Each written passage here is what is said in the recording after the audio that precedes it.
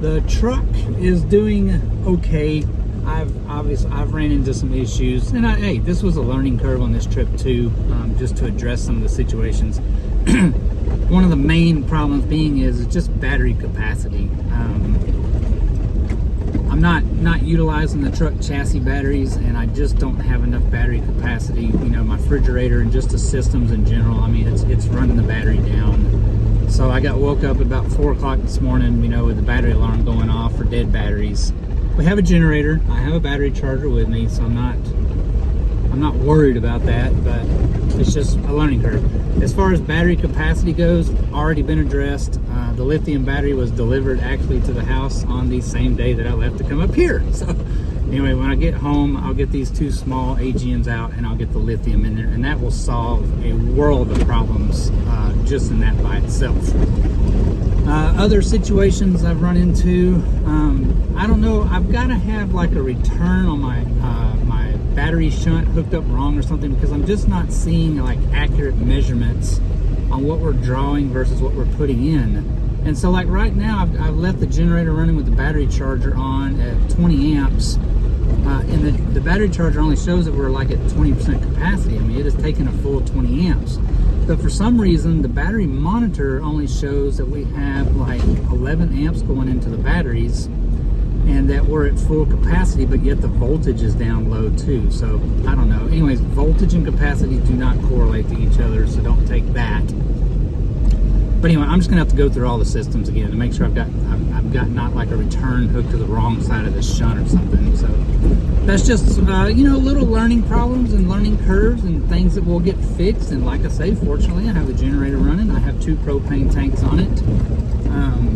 One of them is empty. I do have it with me just in case we run into a place out here that I can exchange it. I'm going to go ahead and get another full tank. I left the house knowing that both of them were maybe a quarter, half at most. So yeah, not too worried about that either.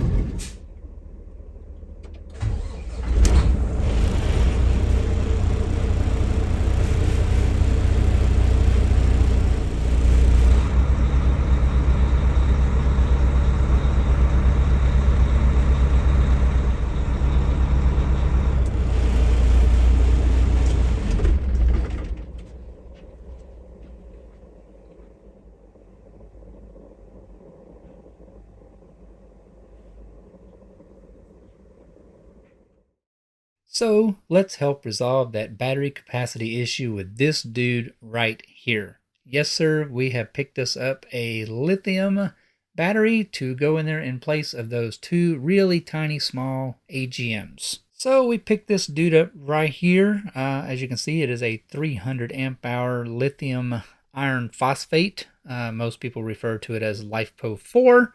Anyways, lithium battery here has a built-in smart BMS inside with low temp cutoff, high temp cutoff, overcharge cutoff, low voltage cutoff. It can, as you can see, it can take a maximum of 100 amp charge, and we can discharge this thing up to 200 amps before the BMS will limit the power output. Well, we got our lithium battery in that I had ordered. This is a 300 amp hour lithium battery. I ordered it out of a warehouse out of New Jersey, actually. And don't knock me, right? It was cheap. So we're going to try it and see what happens. It's advertised at 300 amp hours. So look, if I only get 200 amp hours of lithium out of it, it more than quadruples the amount of capacity that we had before. And, you know, I have high hopes. It had great reviews that it actually come in and tested. Many of them actually come in at like 305 to 308 amp hours based on what I saw online. So anyway, it was $225 plus tax, guys. So that's a $250. Shipping was free. 300 amp hour lithium battery, built-in BMS. It can discharge at 200 amps. It can charge at 100 amps. It has built-in thermal protection, low temperature shutdown, high temperature shutdown. Whether or not all those work, well, I really don't care. The battery is going to be in a very protected environment in here, so I'm not worried about all the temperature extremes and everything like that. One of the main reasons why I got this was, so this is what we had in there temporarily. These are two AGM batteries, and they were 90 amp hours is all they have in them, right? So we had 180 amp hours, but we can only use about 50% of that. So you see what I mean? These batteries right here are $220 something a piece, and that was $225. So anyways, you know, how can you go wrong? Again, it has a 3-year manufacturer warranty, so why not give it a try? It's cheap. The other reason why I chose this is for this reason right here. It's super light, but the main thing is because you can take lithium and you can go boom on its side just like this, and it fits exactly in there like a glove. So there we go. So I know I had done, trying to catch you guys up again, we had done a previous video on making our HDT truck more RV by putting in a house battery system essentially and a chassis battery system. Okay, now here's another thing that we are going to help debunk today, and that is, can you mix battery types? Lithium and liquid lead acid or even AGM batteries. The short and simple answer is yes, you absolutely can mix them. And all you naysayers, fine, go ahead, do your own research, whatever you want to do. Okay, the slight drawback is we are going to combine our 4 commercial lead acid batteries we have underneath the truck for the truck systems. We have a cutoff switch inside. We're going to combine that with our lithium battery. Our lithium battery resting voltage is 13.2 volts right out of the box, right? Our liquid lead acid battery resting voltage, as you saw in the little video clip earlier, was 12.8 volts. The truck's been sitting here for a couple of days, okay? The liquid lead acid batteries and the AGM batteries do not mind resting at a slightly higher voltage, okay? As long as you are not constantly charging them, especially a liquid battery, right? If you are constantly charging a liquid battery, then it's going to off-gas. That acid is going to eventually boil itself out, right? If, however, those two battery types are mixed and there is 0 amps being drawn, then those liquid batteries are going to rest stable, even though they are resting at a higher voltage, okay?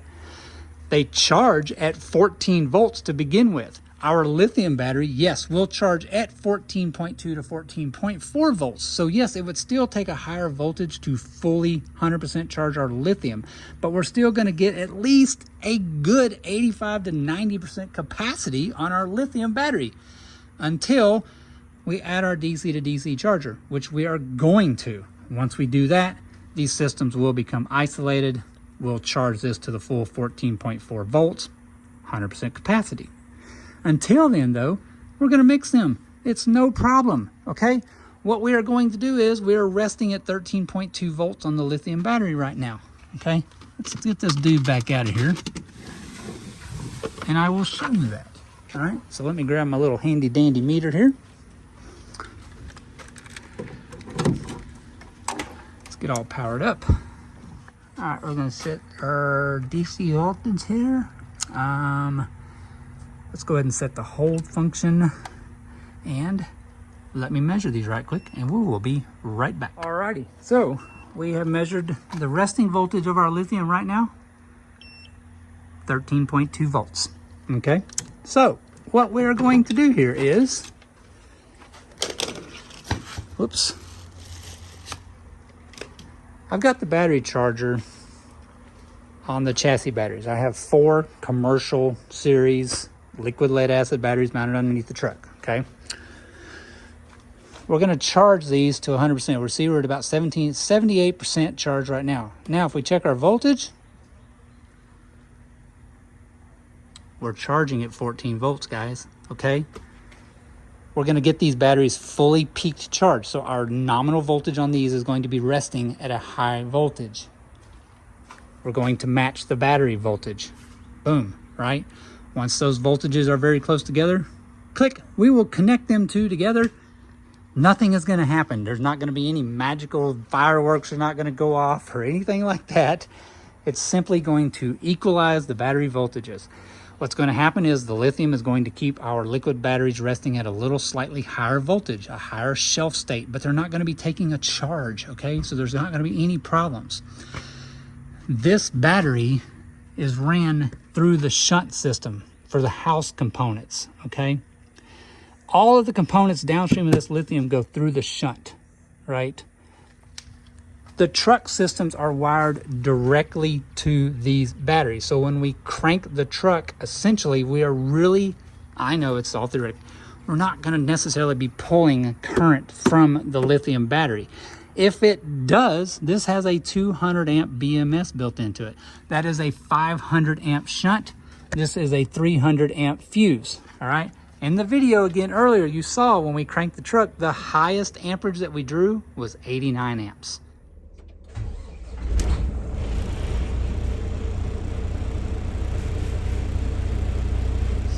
See where we're going with this? You can mix these two chemistries and be just fine, all right? For now, again, we will not get 100% lithium capacity, but we will keep these batteries resting at a higher voltage, which is actually going to help the truck crank easier, okay? I do have a DC to DC coming. Once that comes in, we will isolate these two systems and we'll be running entirely off of lithium, okay? So that's it for now. I'm going to get that hooked back up, get my batteries peaked, flip them on. Again, there's not going to be any magical sparks, no Star Spangled Banner stuff going off or anything like that. We will now have lithium capacity for the house systems, keeping our voltages resting at a higher system. All right, there we go. Okay, so we've got our lithium all hooked up. It's tucked back up in there. Obviously, we've got all our cabling hooked back up. I have my main disconnect right here shut off right now, isolating the two battery banks, the lithium versus the liquid batteries. And we are resting at about 13.3 volts. Now, I do have about 1/10 of an amp draw through the shunt right now. And that is probably because, well, A, we're powering the shunt. The shunt is powered off the battery. The inverter is hooked up. It's not turned on, but, you know, it does have capacitors and stuff in it. The refrigerator is tied into that battery bank. It is not turned on, but it is technically powered up on the board. So there's systems that are just naturally going to draw a small amount of current. That is 1/10 of an amp. Literally, the meter is maxed out at 99.59 hours of capacity left. So that's fine, okay? Again, our battery charger has brought our voltage up on the chassis batteries now to about 13.4, and we are resting at 13.3 on the lithium. So we are going to go just like that.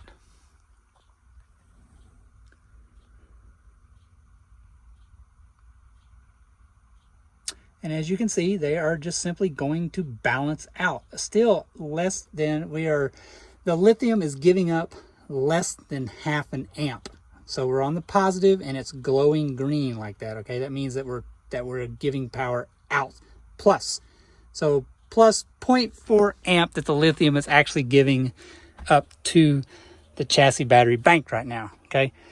We will go ahead and flip the inverter on. See if anything happens at all.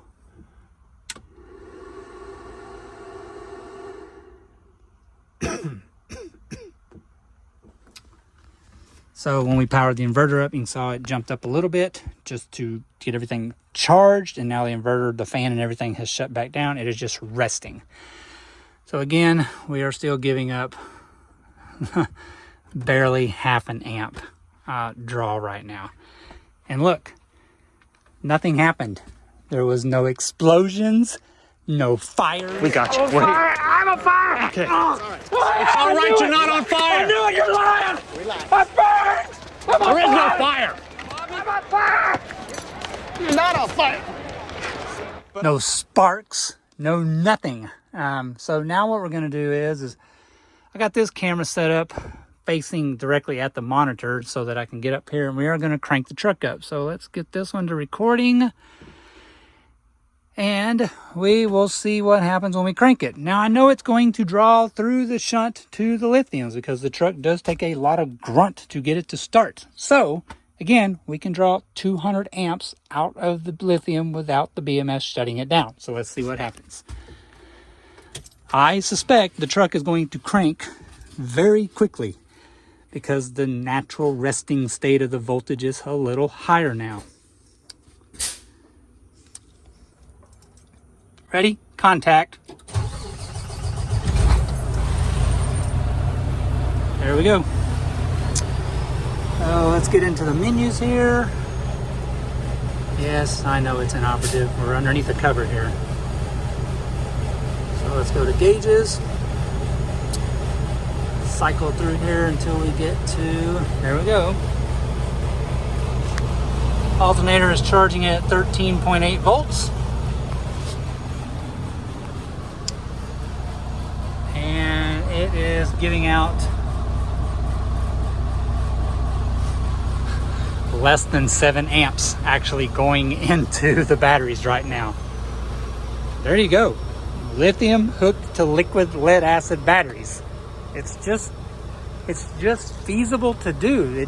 It's fine. I know that there's been a lot of mysteries through all the years about don't do it. You can't mix battery types like that.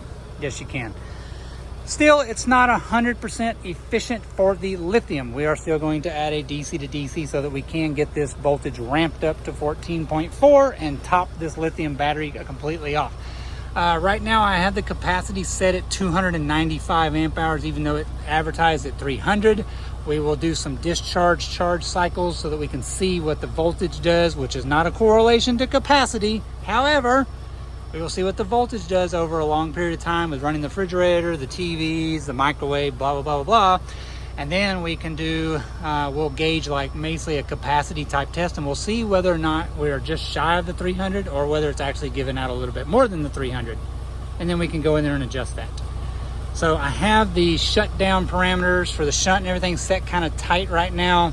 I have full voltage set at only 13.2. My low voltage alarm is at 12, and then I have an 11.9 volt shut off for the shunt, which is very conservative right now for the lithiums. So there we go. A little bit more going into the HDT becoming an RV.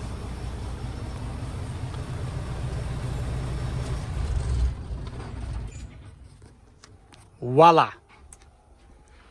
Case closed.